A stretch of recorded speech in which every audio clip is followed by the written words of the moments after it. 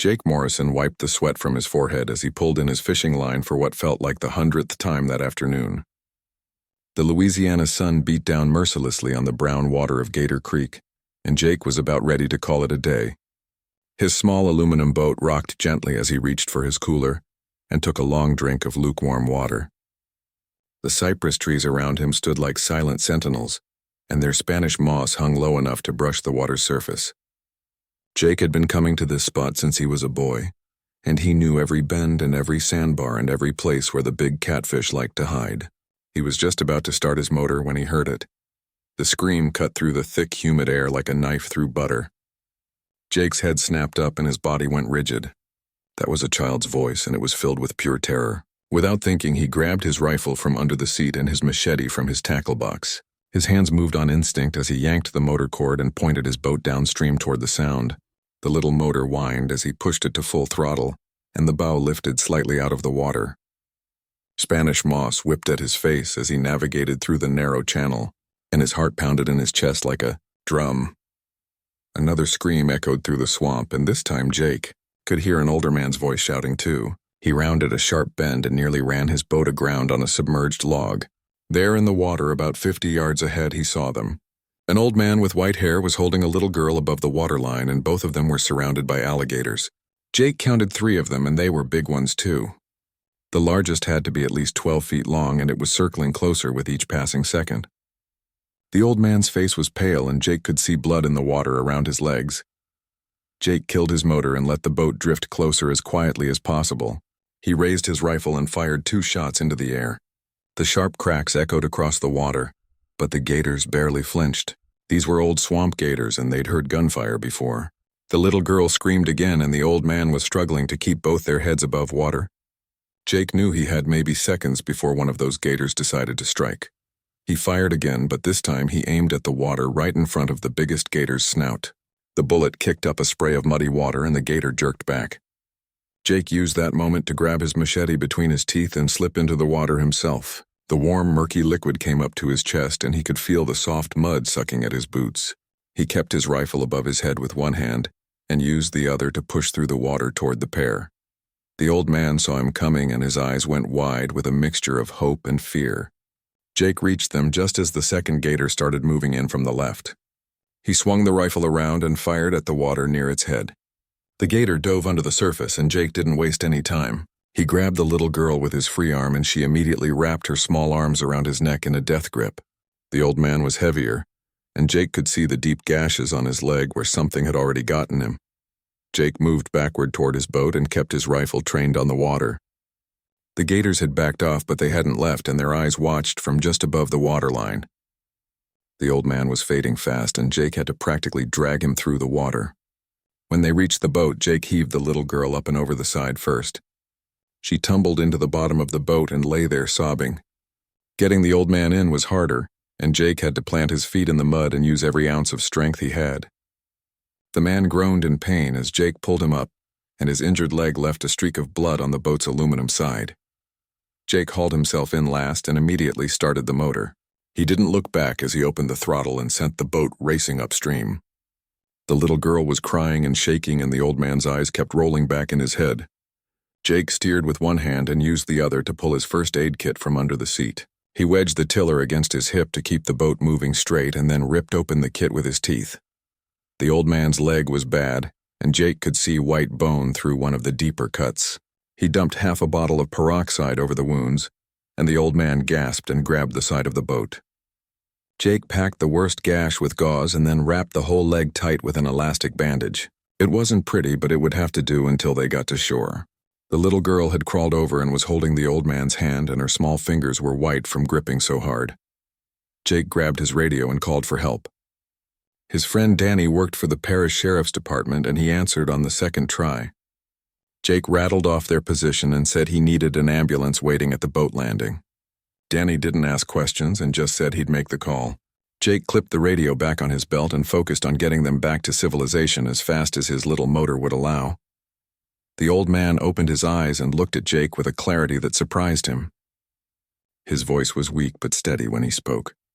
He said his name was George Whitman and the little girl was his granddaughter, Sophie. They'd been exploring some family property upriver when their airboat hit a submerged log and capsized. They'd been lost in the swamp for hours before Jake found them. George squeezed Jake's hand and said thank you in a way that made Jake's throat feel tight. Sophie had stopped crying, but she wouldn't let go of Jake's arm. Her big brown eyes stared up at him like he was some kind of superhero. Jake just nodded and kept steering. He wasn't a hero and he'd just done what anyone would do. At least that's what he told himself as they finally rounded the last bend and saw the boat landing ahead with its flashing red and blue lights waiting. 2 weeks passed before Jake heard anything from the Whitmans again. He'd gone back to his regular routine of fishing and doing odd jobs around the bayou, and he'd almost forgotten about the whole incident. Almost, but not quite, because every time he closed his eyes at night, he saw that little girl's terrified face and heard her screams. He told himself they were fine and that the hospital had patched up the old man's leg, and that they'd gone back to wherever they came from. Then the letter arrived. Jake found it in his mailbox on a Tuesday morning, and he almost threw it away because the envelope looked too fancy to be meant for him. It was thick cream-colored paper with gold lettering, and his name was written in careful script across the front. Inside was an invitation to dinner at something called the Whitman Estate, and there was an address in the wealthy part of the parish that Jake had only ever driven past. Jake stared at the invitation for a long time. He didn't own anything nice enough to wear to a place like that, and he wasn't sure he even wanted to go. Rich people made him uncomfortable with their big words and their fancy manners. But then he thought about Sophie and how scared she'd been, and he figured he owed it to her to at least show up. He borrowed a clean shirt from his friend Danny and drove his beat-up truck to the address on the invitation. The Whitman estate was behind iron gates that opened automatically when Jake pulled up. He drove down a long driveway lined with oak trees and Spanish moss, and his truck made embarrassing rattling sounds the whole way. The house at the end of the drive wasn't a house at all, but a mansion that looked like something from a movie. White columns held up a second-story balcony, and there were more windows than Jake could count. He parked his truck next to a row of expensive cars and suddenly felt very out of place. George Whitman himself answered the door, and he was using a cane, but otherwise looked much better than the last time Jake had seen him. The old man's face lit up when he saw Jake, and he reached out to shake his hand with surprising strength. Before Jake could say anything, a small blur came running down the hallway, and Sophie crashed into his legs with a squeal of delight. She hugged him so hard Jake thought his knees might buckle, and when she looked up at him, her smile was so wide it seemed to take up her whole face. George led Jake inside, and the interior of the mansion made his head spin. There were marble floors that reflected the light from crystal chandeliers and paintings on the walls that probably cost more than Jake made in a year. Sophie held his hand and pulled him along while chattering about how she'd been telling everyone at school about the alligator rescue, and how her teacher didn't believe her at first. George walked slowly beside them, and his cane tapped against the marble with each step. They ate dinner in a room with a table so long Jake wondered how anyone could pass the salt. The food was fancy, and Jake wasn't sure what half of it was, but he tried everything because Sophie kept watching him with those big eyes. George sat at the head of the table and asked Jake questions about his life and his work in the bayou. Jake answered honestly and told him about his small cabin on the edge of the swamp and his fishing business, and the odd jobs he did to make ends meet. He'd never finished high school because his mother got sick and he'd had to work full-time to help with bills. She'd passed 5 years ago, and Jake had been on his own ever since. George listened to everything without interrupting, and there was something in his eyes that Jake couldn't quite read. When dinner was over, the old man led Jake to a study lined with books and closed the door behind them. He gestured for Jake to sit in a leather chair that was more comfortable than Jake's bed at home. George lowered himself into the chair across from Jake and pulled out a checkbook from his desk drawer. The old man explained that he wanted to thank Jake properly for saving his life and Sophie's life. He wrote out a check and slid it across the desk, and when Jake looked at the number, his vision went blurry. There were more zeros on that check than Jake had ever seen in one place. It was enough money to pay off his truck and fix his cabin roof and still have enough left over to live on for years.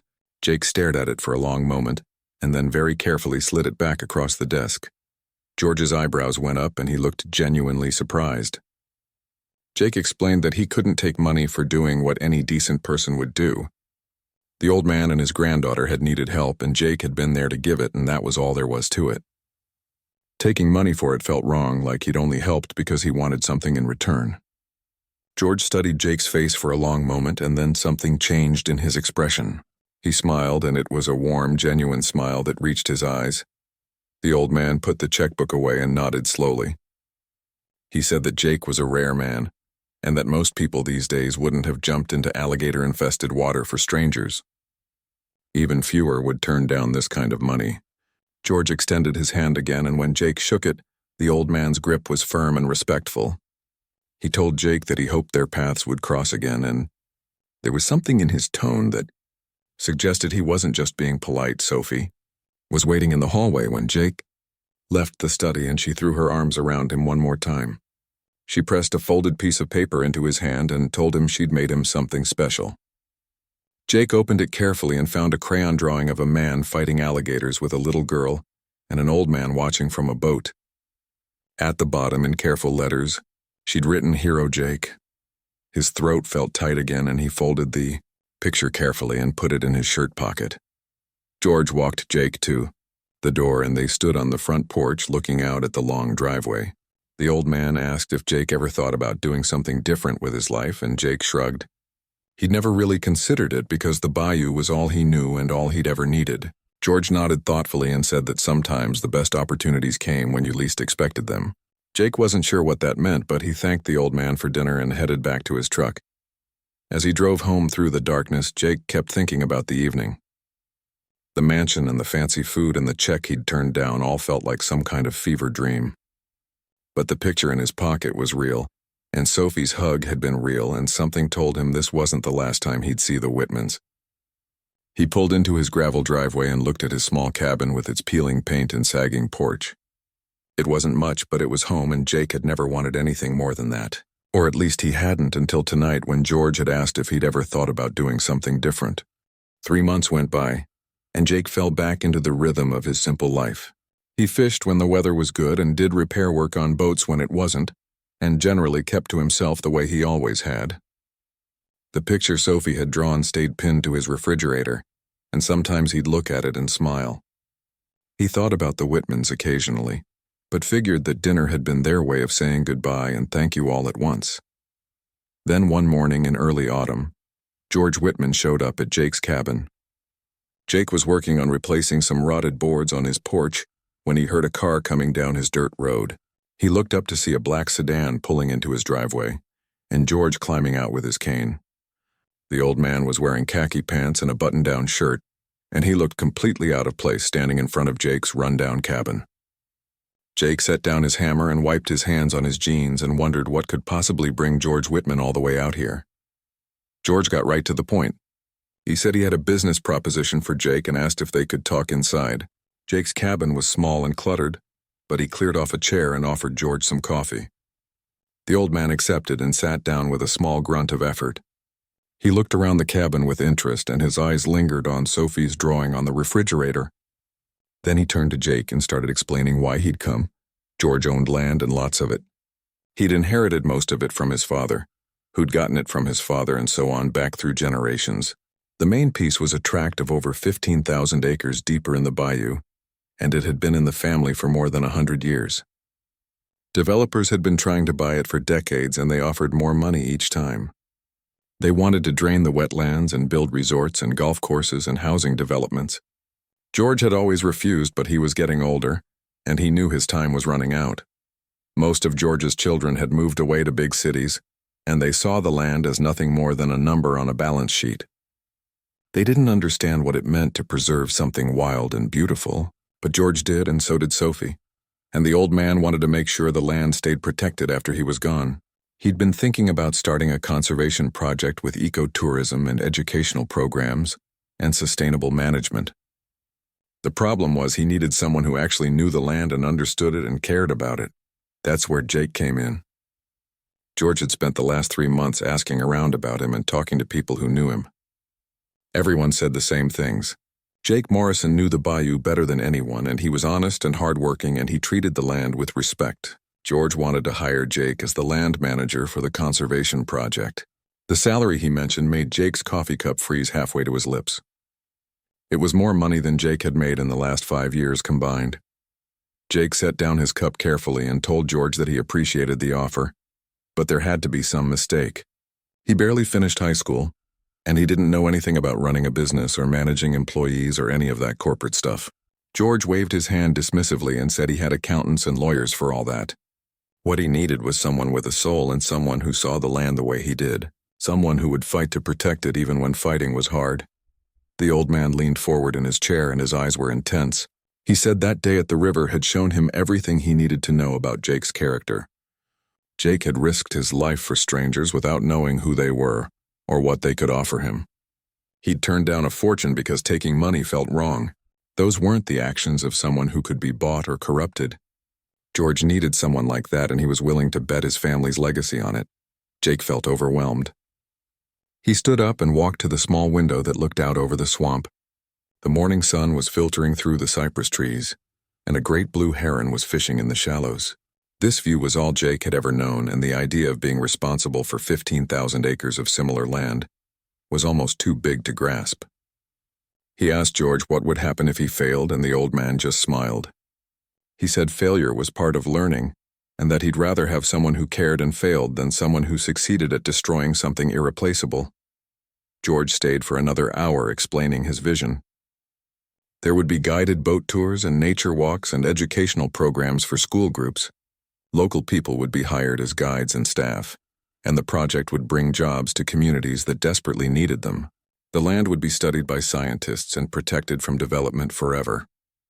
It would be Sophie's inheritance and her children's inheritance and a gift to future generations. All George needed was someone to help make it happen. Jake asked for time to think about it, and George nodded. The old man pushed himself up from the chair and handed Jake a folder full of papers and maps.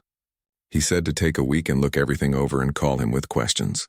As George walked back to his car, Jake stood on his porch holding the folder and feeling like the ground had shifted under his feet. This wasn't just a job offer, and it was a chance to do something that mattered. For the next week, Jake barely slept. He spread the maps out on his small kitchen table and studied every detail. The 15,000 acres included pristine wetlands and old-growth cypress forests and waterways that most people didn't even know existed. It was some of the most beautiful and untouched land in the whole parish. Jake drove out to the edges of the property and walked the boundaries and tried to imagine what George's vision would look like in reality. Thought about his mother and how she used to take him fishing when he was Sophie's age. She'd taught him to respect the water and the animals and to never take more than he needed. She died without ever seeing much of the world beyond their small corner of Louisiana. But she'd been happy because she'd known where she belonged. Jake wondered what she would say about this opportunity, and he thought she'd probably tell him to stop overthinking and just do what felt right. On the 7th day, Jake called George and accepted the offer. The old man's voice over the phone was warm with satisfaction, and he said he'd have the lawyers draw up the contracts. But beyond the salary, George made another promise that took Jake's breath away. If Jake proved himself over the next year, he would receive a partnership stake in the project. Not just an employee, but an actual owner with a say in how things were run. George said that people protect what they own, and he wanted Jake to own a piece of this dream. Jake hung up the phone and sat in his cabin for a long time. Outside, the swamp was alive with evening sounds, and somewhere a barred owl called out its distinctive "Who cooks for you" cry. Everything was changing, and Jake wasn't sure if he was ready, but he knew he was going to try. He looked at Sophie's drawing on the refrigerator and thought about how one afternoon of doing the right thing had somehow led to this moment. Life was strange that way, and sometimes the most important decisions were the ones you made without thinking. Jake's first official day started before dawn. George had arranged for a helicopter to give them an aerial tour of the property, and Jake had never been in a helicopter before. He arrived at the small private airfield where George was waiting with Sophie, who'd begged to come along. The pilot was a friendly woman named Carmen, who assured Jake that he'd be fine even though his face had gone a bit pale. They strapped in and the helicopter lifted off with a roar that made Jake's stomach drop. But once they were in the air, Jake forgot his fear completely. The view below was breathtaking in a way that made his chest ache. The 15,000 acres stretched out like a living map, and from up here Jake could see how the waterways connected and how the different ecosystems flowed into each other. There were vast stretches of wetlands where the morning mist was just starting to burn off, and stands of ancient cypress trees that had probably been growing since before Louisiana was even a state. Eagles and herons dotted the landscape, and Jake spotted several deer moving through a clearing. George sat beside him and pointed out landmarks and boundaries. His voice crackled through Jake's headset as he explained which areas were most pristine and which had been logged decades ago and were still recovering. Sophie pressed her face against the window and squealed every time she saw an animal. Jake was completely absorbed in studying the land and mentally noting which areas would be good for boat tours and which should be left completely untouched. He was already falling in love with this place.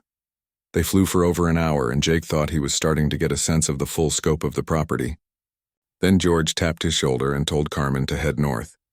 The helicopter banked, and they flew beyond the boundaries Jake had been studying. More land appeared below, and it just kept going. Miles and miles of forests and wetlands and rivers stretched out in every direction. Jake looked at George with confusion, and the old man's eyes were twinkling with amusement. George let the silence hang for a moment before he spoke. He said the 15,000 acres was just the beginning, and it was the piece they'd start with because it was the most accessible and easiest to develop into the conservation area. But the Whitman family owned much more than that. Over 200,000 acres spread across the parish and into neighboring counties. Land that had been accumulated over 6 generations through careful purchases and inheritance and strategic preservation. The family holdings included working timberland and agricultural leases and mineral rights and more pristine wilderness than most people could imagine. Jake's mind went completely blank. 200,000 acres was an almost incomprehensible amount of land.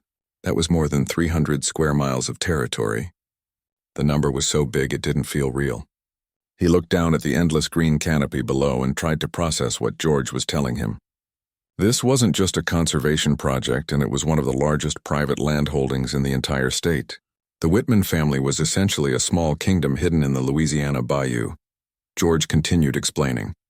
His grandfather had started buying land during the Depression when prices were rock bottom, and nobody else wanted swampy acreage that couldn't be easily farmed. His father had continued the tradition and added to it, and George had done the same. Most of the land was held in family trusts and generated income through sustainable forestry and hunting leases and agricultural agreements. But George's vision had always been to eventually convert more of it to conservation and public access. The problem was convincing the rest of the family. Most of George's children had left Louisiana for careers in finance and technology and law. His oldest son, Richard, lived in New York and ran a corporate law firm. His daughter, Patricia, worked in Silicon Valley. His youngest son, Gerald, managed investments in Chicago. They came home for holidays and they loved their father, but they saw the land as assets on a spreadsheet, numbers that could be converted to cash if the price was right. They didn't understand that some things shouldn't be sold no matter how much money was offered. The only one who understood was Sophie. George's voice got soft when he talked about his granddaughter, and he explained that she'd inherited his love for the wild places. Her parents had died in a car accident 3 years ago, and George had raised her since then. She would inherit his portion of the family holdings, and that included control over a significant chunk of the 200,000 acres. If Jake could make the conservation project successful, then maybe, just maybe, the rest of the family would see the value in preservation over development. Carmen brought the helicopter back to the original 15,000 acres, and they landed in a clearing that George said would eventually hold the visitor center. Jake climbed out on shaky legs, and not just from the flight. Everything he'd thought he understood about this job had just expanded exponentially. He wasn't just managing a nature preserve, and he was helping to determine the fate of an empire. The responsibility felt crushing and exciting in equal measure. George walked over to where Jake was standing and put a hand on his shoulder. The old man's grip was firm despite his age, and there was something fierce in his eyes. He said that day at Gator Creek had told him everything about Jake's character. Jake had risked his life without knowing who they were or what they had. He'd turned down a fortune because it felt wrong. Those were the qualities George needed in someone who would help protect his family's legacy. Not business degrees or fancy credentials, but basic human decency and genuine love for the land. Sophie ran over and grabbed both their hands. She started talking about how she wanted to build treehouse observation platforms and nature trails, and a place where school kids could come learn about the swamp. Her enthusiasm was infectious, and Jake found himself smiling despite feeling overwhelmed. George watched them both with satisfaction and said this was exactly what he'd hoped for. People who cared about the land as something living and precious rather than just another commodity to exploit. They spent the rest of the day walking the property boundaries nearest to where the visitor center would be built. George moved slowly with his cane, but he refused Jake's offers of help. Sophie darted ahead and then ran back to report on everything she'd seen. Jake took notes and asked questions and tried to wrap his mind around the scope of what they were attempting. This wasn't just environmental conservation, and it was cultural preservation too.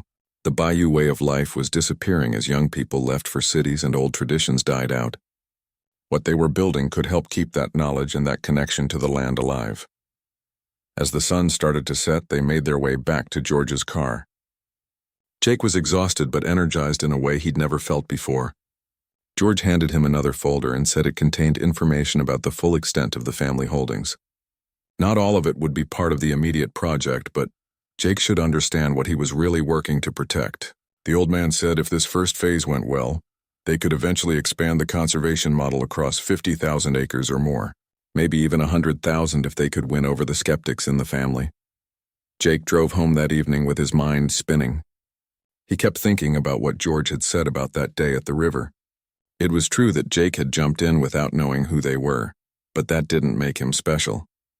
It just made him human. Anyone would have done the same thing, and at least anyone who was worth knowing. But apparently, that simple act of decency had set in motion a chain of events that could protect hundreds of thousands of acres of wilderness. Jake wasn't sure he believed in fate, but it was hard not to see some kind of pattern in how things had unfolded. He pulled into his driveway and sat in his truck for a long moment. Tomorrow he'd start the real work of building something that mattered, and something that would outlast all of them. The weight of it felt heavy on his shoulders, but not in a bad way. More like the weight of a responsibility he was honored to carry. Jake looked out at the darkening swamp and made a silent promise to his mother and to George and to Sophie that he wouldn't let them down. Jake had been working on the conservation project for exactly 2 weeks when Richard Whitman arrived from New York. George had mentioned his oldest son before, but in vague terms that suggested they didn't see eye to eye on much. Jake was in the temporary office they'd set up in a converted hunting cabin when a black limousine pulled up outside.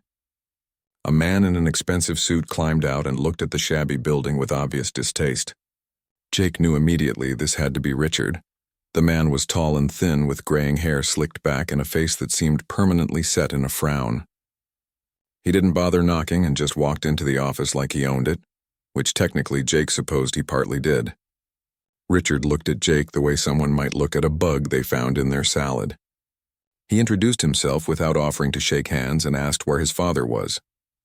Jake said George was resting at home, and Richard's frown deepened. He said they needed to have a family meeting and Jake was required to attend. The meeting was held at the Whitman mansion that evening.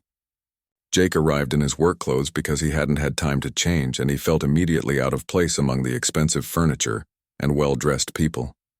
Richard was there with his wife Patricia, who barely acknowledged Jake's existence.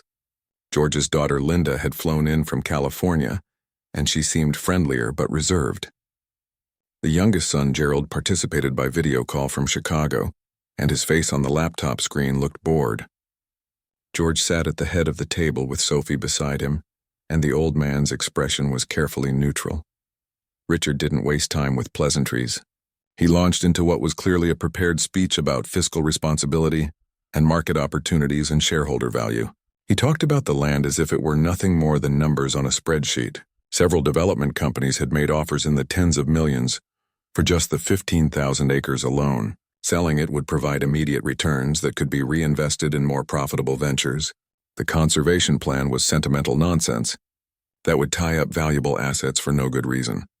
Then, Richard turned his attention to Jake. He asked about Jake's qualifications in education and business experience.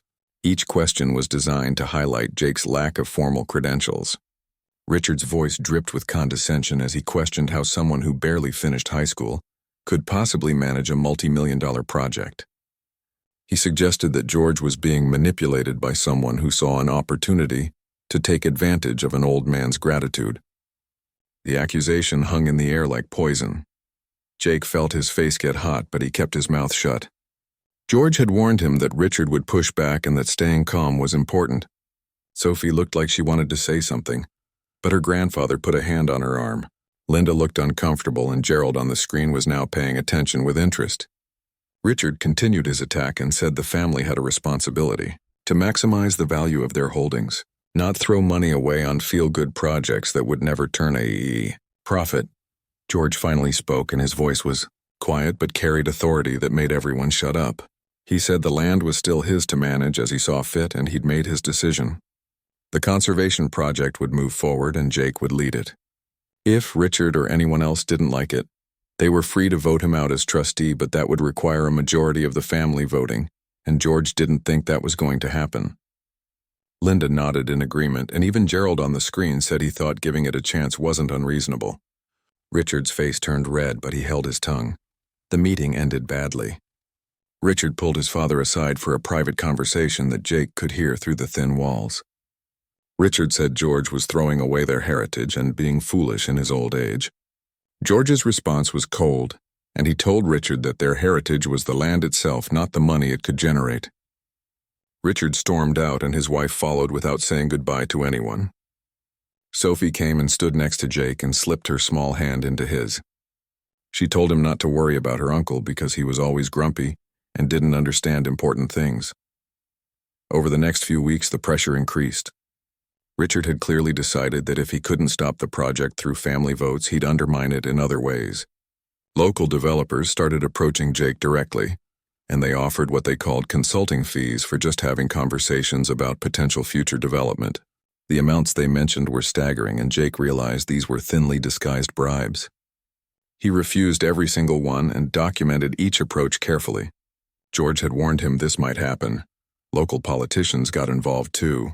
The parish president called a meeting to express concerns about lost tax revenue if the land stayed undeveloped. A development would bring property taxes and sales taxes and jobs and all the things politicians love to talk about. Jake attended the meeting with George and explained that ecotourism would also bring jobs and revenue, just in a sustainable way that didn't destroy the ecosystem. The parish president was polite but clearly unconvinced. He'd probably been talking to the same developers who'd approached Jake. Jake worked harder than he'd ever worked in his life. He knew that every decision he made would be scrutinized and criticized, so he had to be perfect. He spent long hours learning about conservation law and environmental regulations and nonprofit management. George connected him with scientists from the state university, and they helped design research programs and monitoring systems. Jake hired 3 local men as guides, and all of them were experienced hunters and fishermen who knew the bayou as well as he did. Every hire and every dollar spent was carefully documented because Jake knew Richard was watching for any mistake. The stress was taking its toll. Jake started losing weight and he wasn't sleeping well. He'd lie awake at night worrying about whether he was doing things right and whether he was going to let George down. His friends from his old life barely recognized him anymore, and they joked that he'd become one of those corporate types he used to make fun of. Jake laughed along, but it hurt because he worried they might be right. Was he changing too much, and was success going to cost him who he was? Sophie noticed his stress during one of her visits to the project site. She'd become a regular fixture on weekends, and she followed Jake around asking questions and offering suggestions. She told him he looked tired and asked if her uncle was being mean. Jake tried to brush it off, but Sophie was sharper than her 8 years suggested. She said her grandpa had told her that doing the right thing was always hard because wrong things were easier and made more money. People who did easy things for money would always fight people who did hard things for principle. George himself provided steady support. The old man visited the site every few days, and he'd walk the property with Jake and discuss plans and progress. He never seemed worried about Richard's opposition or the political pressure or any of it. When Jake asked how he stayed so calm, George said he'd been fighting these same battles his whole life. People had always wanted to buy the land and develop it and get rich from it. His father had faced the same pressures, and his grandfather before that. The difference was George had found someone he trusted to carry the fight forward, and that gave him peace. One evening after a particularly difficult week, Jake sat on the porch of the office cabin and watched the sunset. A development company had threatened legal action over some arcane property rights issue, and Richard had sent a formal letter questioning several of Jake's expenditures. Jake was exhausted and frustrated and beginning to doubt whether he was cut out for this. Then his phone rang and it was George calling to invite him to dinner. Just him and Sophie and no business talk allowed. The dinner was exactly what Jake needed. They ate pizza and watched a nature documentary, and Sophie showed him her school project about wetland ecosystems. George told stories about growing up on the bayou and learning to fish from his grandfather. For a few hours, Jake remembered why he was doing all this, and it wasn't about money or politics or winning arguments with Richard. It was about protecting something beautiful so that future generations of kids like Sophie could experience it the way he had. That clarity was worth more than all the consulting fees he'd turned down. When Jake left that night, George walked him to his truck. The old man looked tired but satisfied, and he told Jake he was proud of the work he was doing. More than that, George said he'd been right about Jake's character, and nothing Richard said or did could change that. Jake drove home feeling renewed, and he slept better that night than he had in weeks. The opposition wasn't going away, but he wasn't facing it alone, and that made all the difference. The hurricane warning started on a Tuesday morning in late August. Jake was reviewing construction plans for the visitor center when his phone started buzzing with emergency alerts. Hurricane Helena had strengthened unexpectedly in the Gulf and was now a Category 4 storm heading straight for the Louisiana coast. The projected path showed it making landfall within 48 hours, and the entire parish was in the evacuation zone. Jake immediately called George, who said he and Sophie were planning to evacuate to Linda's house in Baton Rouge. George told Jake to secure what he could at the project site and then get himself somewhere safe. Jake spent the next 12 hours boarding up windows and moving equipment to higher ground and tying down anything that might become a projectile in 100-mile-per-hour winds. His 3 guides helped, and they worked through the night by the light of generator-powered floodlights. By Wednesday morning, there was nothing left to do but leave. Jake drove to his cabin to grab his important papers and some clothes. The place looked small and vulnerable, and he wondered if it would still be standing when he got back. He'd lived there for 15 years, and every corner held memories of his mother and his old life. He took Sophie's drawing down from the refrigerator and tucked it carefully into a waterproof bag. Then he locked the door and drove north with the rest of the evacuees clogging the highways. The storm hit Thursday night with a fury that terrified even people who'd lived through hurricanes before. Jake rode it out in a shelter in Baton Rouge, and he couldn't sleep through the howling wind and the sound of debris hitting the building. The power went out around midnight, and emergency radios crackled with reports of catastrophic damage and storm surge flooding and levee breaches. Jake tried calling his guides, but cell service was down. He sat in the dark and worried about his cabin and the project site and all the people who hadn't been able to evacuate. When dawn finally came, the wind had died down, but rain was still falling in sheets. Jake waited until authorities said it was marginally safe to travel, and then he headed back south. The drive took twice as long as usual because roads were flooded and debris blocked intersections, and power lines hung low across streets. The destruction was staggering, and whole neighborhoods were underwater, and buildings had roofs torn off and trees were snapped like matchsticks. Jake's heart sank lower with every mile. His cabin was gone, not damaged, but completely gone and swept away by the storm surge that had pushed miles inland. Only the concrete foundation remained, along with some scattered pieces of furniture caught in the branches of fallen trees. Jake stood in what used to be his living room and felt numb. Everything he owned except what was in his truck had been destroyed. The life he'd built here had been erased in one night. He walked through the muddy debris and found his mother's old fishing rod bent and broken, and that's when he finally broke down and cried. But he didn't have time to grieve for long. His phone buzzed with a message from one of his guides saying downtown was flooding bad and people were trapped in their homes. The guide was using his boat to help with rescues, but they needed more help. Jake wiped his eyes and drove toward town. His personal loss could wait because people needed help now. The next 3 days were a blur of exhaustion and adrenaline.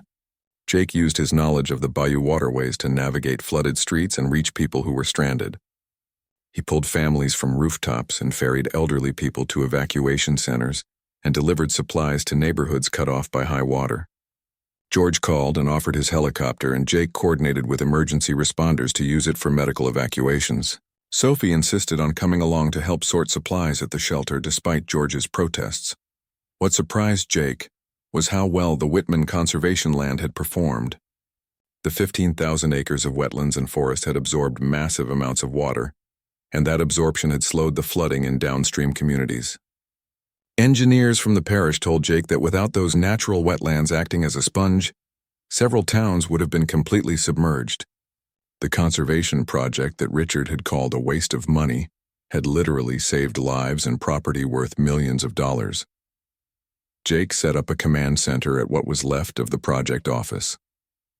The building had lost its roof, but the walls were still standing and it became a hub for relief operations. George donated supplies and money, and his connections brought in aid organizations faster than they might have come otherwise. Local volunteers worked around the clock, and Sophie was everywhere organizing donations and making lists and keeping spirits up, despite being just 8 years old. Jake barely slept for 4 days straight. The media started covering their relief efforts, and suddenly Jake and the Whitman Conservation Project were in newspapers and on television. Reporters wanted to interview the man who'd turned down development money to preserve wetlands that had now protected communities during the worst storm in decades. Scientists from universities showed up to study how the natural landscape had mitigated flooding. Environmental groups called to offer support and partnerships. The project that had been under constant attack was now being held up as a model for climate resilience. Richard Whitman showed up on the 5th day after the storm. Jake was coordinating a supply delivery when he saw Richard's expensive car splashing through the muddy streets. The man climbed out wearing designer rubber boots that had clearly never seen mud before, and he looked around at the destruction with something like shock on his face. He found Jake loading bottles of water onto a boat, and for once Richard didn't have anything snide to say. He just asked what he could do to help. Jake put him to work. If Richard wanted to help, then he could carry supplies and help clear debris and do all the unglamorous dirty work that relief efforts required. To his credit, Richard didn't complain. He rolled up his sleeves and spent the day hauling sandbags and tarps and working alongside people whose homes had been destroyed. Jake watched him carefully and saw something shift in the man's expression as the day wore on. Maybe seeing the human cost of the disaster was changing his perspective on what really mattered. That evening, Richard asked to speak with Jake privately. They sat on the tailgate of Jake's truck and shared a meal of cold sandwiches and warm bottled water. Richard was quiet for a long time, and then he said he owed Jake an apology. He'd been so focused on financial returns and development opportunities that he'd forgotten what his grandfather and father had actually been trying to preserve.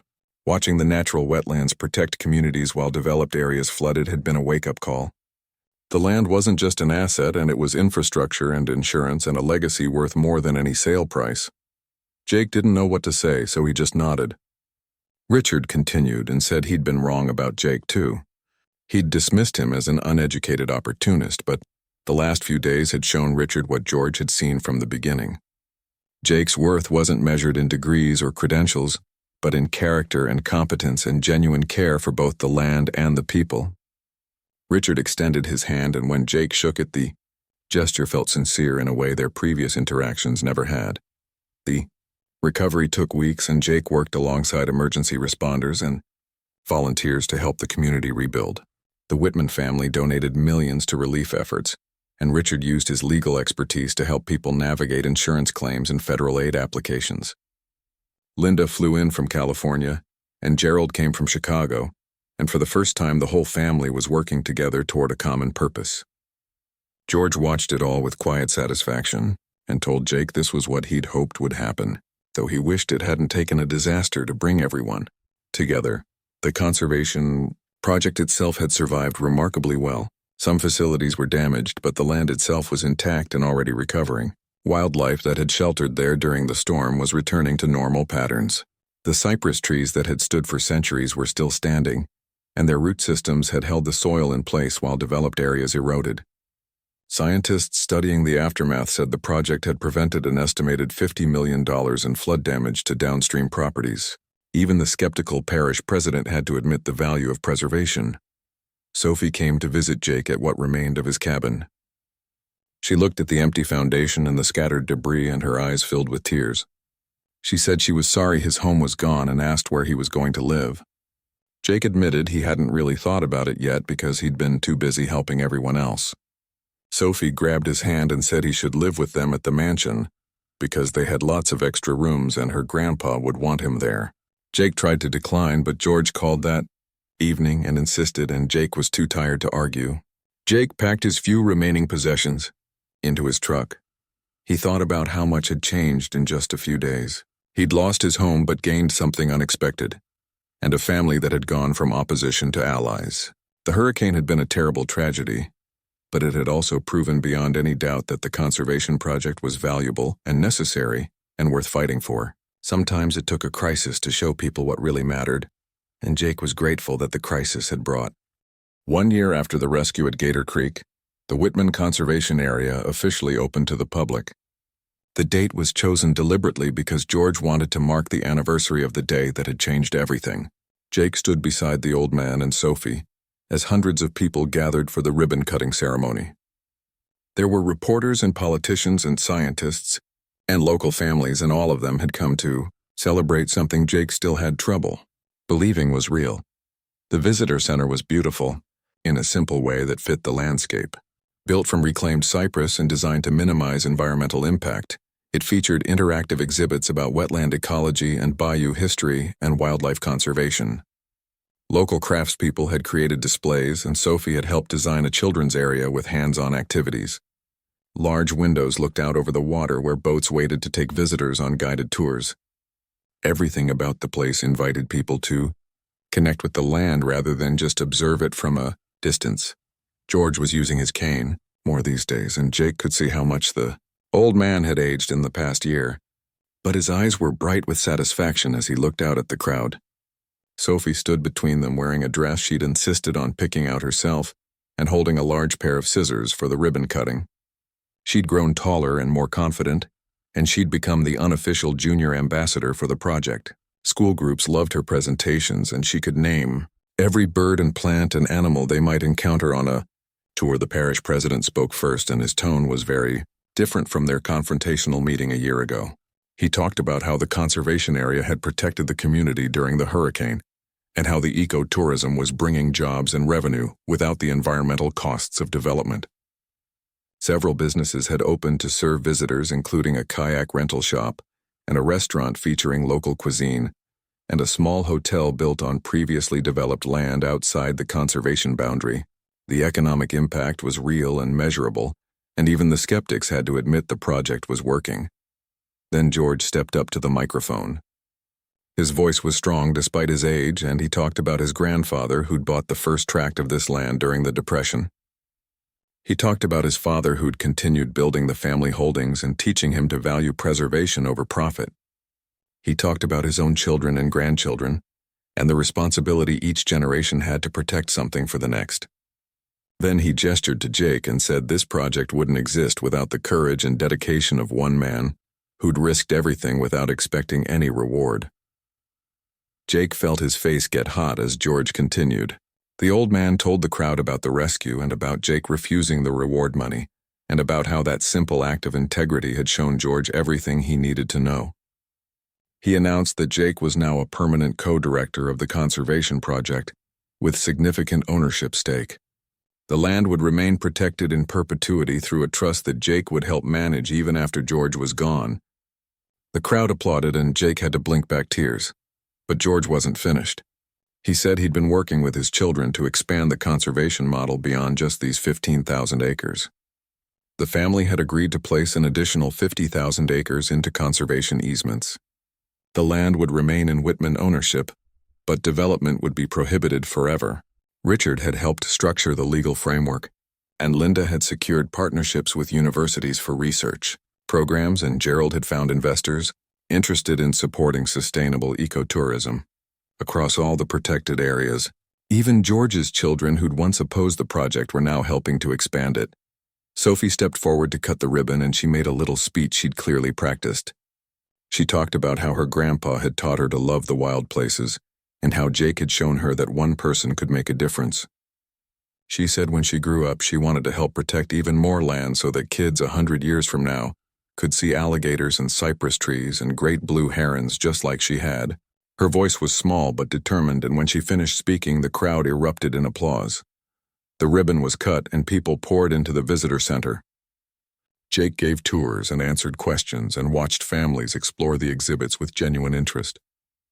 His 3 guides led boat tours throughout the day, and they came back each time with excited visitors talking about the wildlife they'd seen. Local vendors sold food and crafts, and there was music and laughter, and a sense of celebration that made Jake's chest feel full. This was what success looked like, and not just financially, but in terms of community and connection and purpose. Late in the afternoon, Jake found a quiet moment to stand on the dock and watch the sun get lower. George came and stood beside him, and for a while neither of them spoke. Finally, the old man said this was better than anything he'd imagined when he'd first conceived of the project. Jake had taken his rough vision and made it into something real and sustainable and meaningful. George put his hand on Jake's shoulder and said he could rest easy now, knowing the land would be protected long after he was gone. Jake wanted to say thank you, but the words felt inadequate. How do you thank someone for giving you purpose and believing in you when nobody else did, and trusting you with something so precious? George seemed to understand without Jake saying anything. He squeezed Jake's shoulder and said the thanks went both ways, and then he walked slowly back toward where Sophie was showing a group of children how to identify bird calls. The months following the grand opening were busy and fulfilling in ways Jake had never experienced. School groups visited almost daily, and Jake loved watching kids experience the swamp for the first time. Many of them came from urban areas and had never seen an alligator outside a zoo or paddled a canoe through cypress trees. Their wonder and excitement reminded Jake of why this work mattered. He was creating memories and teaching respect for nature, and hopefully inspiring some of these kids to become the next generation of conservationists. Richard had become an unexpected ally and advocate. He visited frequently and brought business contacts who might support expansion of the conservation model. He joined the board of trustees for the Land Protection Fund and used his legal expertise to help other landowners establish similar protections on their property. He told Jake that the hurricane had been his wake-up call, but working on the project afterward had shown him that financial success meant nothing if you destroyed the world in the process. Linda and Gerald were involved too, though from a distance. Linda had connected them with tech companies interested in funding environmental education programs, and Gerald had found investors willing to back sustainable ecotourism ventures. The family that had been fractured over the land was now united in protecting it, and George watched this transformation with deep satisfaction. He told Jake that bringing his family together around a shared purpose was almost as important as saving the land itself. Sophie was thriving. She'd become something of a local celebrity, and her school had created a special program around environmental studies that she helped lead. She spent every weekend at the conservation area, and Jake had started teaching her about boat maintenance and wildlife tracking and wetland management. George joked that she'd be running the whole operation by the time she was 16, and Jake thought he might be right. The girl had inherited her grandfather's passion and vision, but she also had a practical streak that would serve her well. One evening, several months after the opening, Jake received a call from George asking him to come to the mansion. When he arrived, the old man was sitting in his study surrounded by papers and legal documents. George looked tired but peaceful, and he gestured for Jake to sit. He said his health was declining faster than he'd hoped, and he wanted to make sure everything was in order before he couldn't make decisions anymore. He'd updated his will and established the trust exactly as they'd discussed, and Jake's role was protected and permanent. George handed Jake a letter and said not to open it until after he was gone. Jake tried to protest, but George held up his hand and said this was important. The old man's eyes were wet, and he said these past 2 years had been the best of his life because he'd finally found someone who understood what he was trying to do and had the character to see it through. He'd watched his dream become reality, and he'd seen his fractured family unite, and he'd ensured that Sophie would grow up with the wild places he loved. A man couldn't ask for more than that. Jake left the mansion that night with the letter in his pocket and a heavy heart. George was saying goodbye even though he was still alive, and Jake understood why. The old man wanted to say the things that needed saying while he still could. Jake drove to the conservation area and walked out to the dock where he'd stood with George on opening day. The swamp was alive with evening sounds, and somewhere an owl called out, and Jake thought about how lucky he'd been to meet George Whitman and Sophie on what should have been an ordinary fishing day. That one moment of doing the right thing had led to all of this, and to meaning and purpose and a legacy that would outlast them all. 2 years after that day in the alligator-infested water, Jake Morrison stood on a stage at a conservation conference in Atlanta. He was wearing a suit that still felt uncomfortable, and speaking to a room full of scientists and land managers and environmental advocates. The kid who'd barely finished high school was now being asked to share his expertise on wetland conservation and sustainable ecotourism. Life had a strange way of turning out sometimes. The Whitman Conservation Area had become a model that other landowners wanted to replicate. Jake received calls weekly from people asking how they'd structured the trust and how they'd balanced public access with environmental protection and how they'd gotten the community on board. He'd helped establish 3 similar projects in neighboring parishes and consulted on a dozen more across the South. The work that had started as one man's vision was spreading, and that ripple effect was more rewarding than any salary or recognition. George had passed away 6 months earlier. It had been peaceful, and he'd been surrounded by family, and he'd lived long enough to see the project flourish beyond his wildest dreams. Jake had opened the letter George left him, and inside was a handwritten note thanking him for everything and reminding him that character mattered more than credentials. There was also a deed, and George had left Jake his personal cabin on the conservation land along with a substantial trust fund to ensure Jake would never have to worry about money again.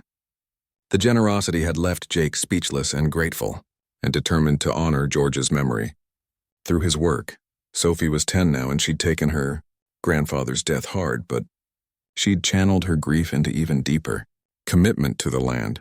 She was already talking about studying environmental science in college and coming back to run the conservation area full-time. Jake had no doubt she'd do exactly that and probably do it better than he ever could. She had George's vision, but also a fierce determination that was all her own.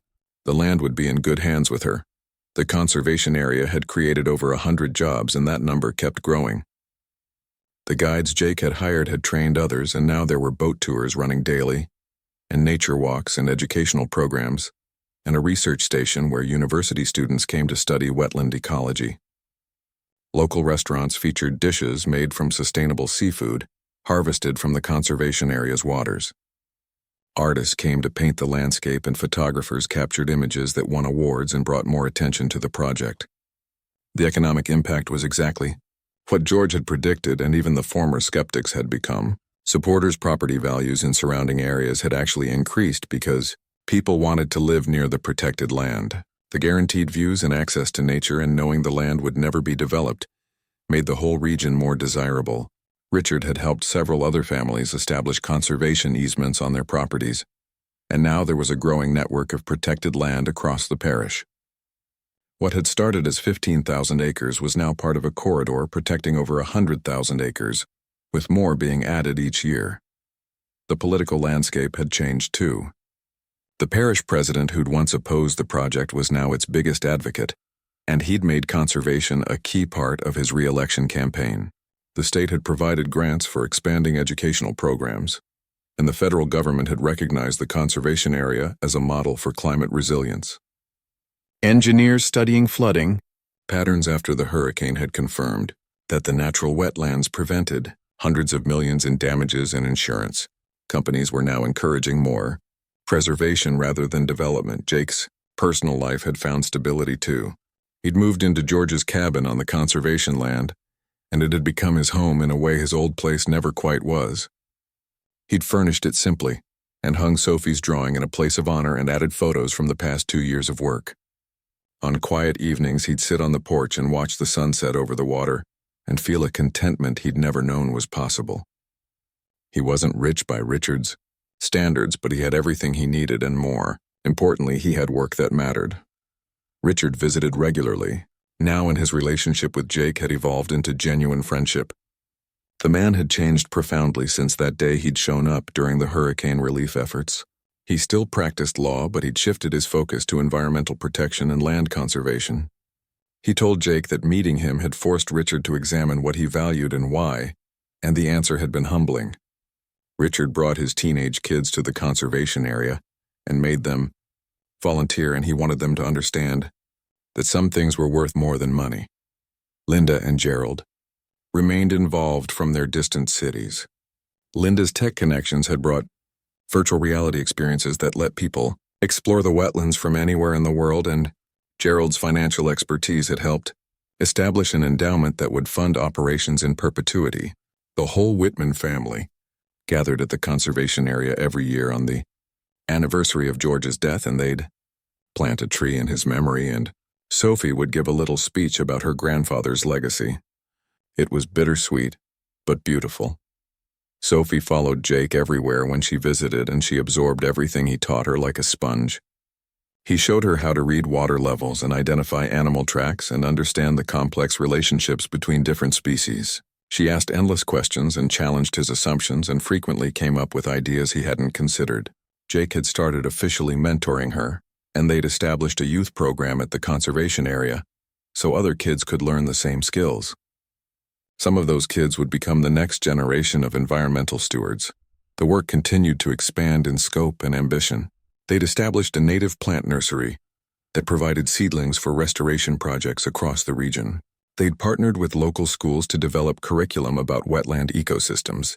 They'd created an artist residency program that brought painters and writers and musicians to spend time on the land and create work inspired by it.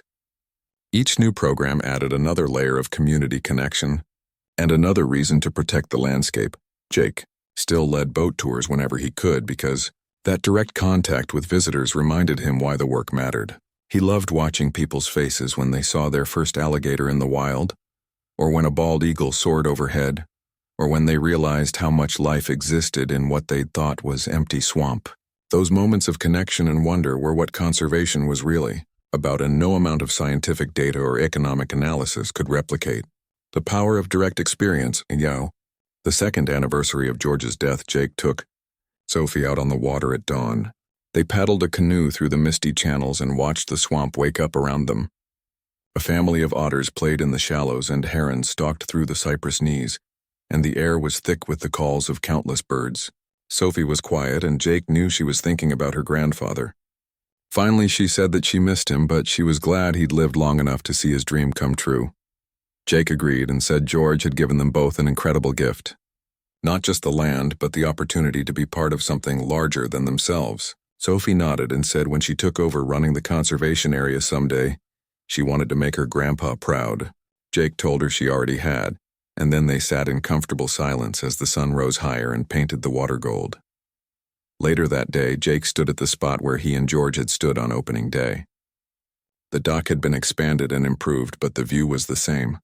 Miles of pristine wetland stretched out before him, and the sound of visitor laughter drifted from the center, and boats full of tourists glided across the water. This was the legacy George had built and Jake had helped protect, and Sophie would carry forward. It was a living monument to the idea that some things were worth preserving no matter the cost. Jake thought about that afternoon at Gator Creek when he'd heard the screams and jumped into action without thinking. If he'd been 10 minutes later, or if he'd hesitated, or if he'd decided it wasn't his problem, then none of this would exist. The conservation area and the jobs and the protected land and the community connection and all of it traced back to that one moment of instinctive human decency. George had seen something in Jake that day and had bet everything on it, and the bet had paid off beyond anyone's imagination. Great blue heron landed on a piling near the dock and stood perfectly still watching the water for fish. Jake smiled and took it as a good omen. George had loved herons and always said they were patient and persistent and wise, qualities that served conservationists well. The bird suddenly struck and came up with a fish and swallowed it in one smooth motion. Then it spread its massive wings and lifted off and disappeared into the trees. Sophie appeared beside Jake and slipped her hand into his. She asked what he was thinking about, and Jake said he was thinking about how one good decision could change everything, how helping two strangers without expecting anything in return had led to all of this.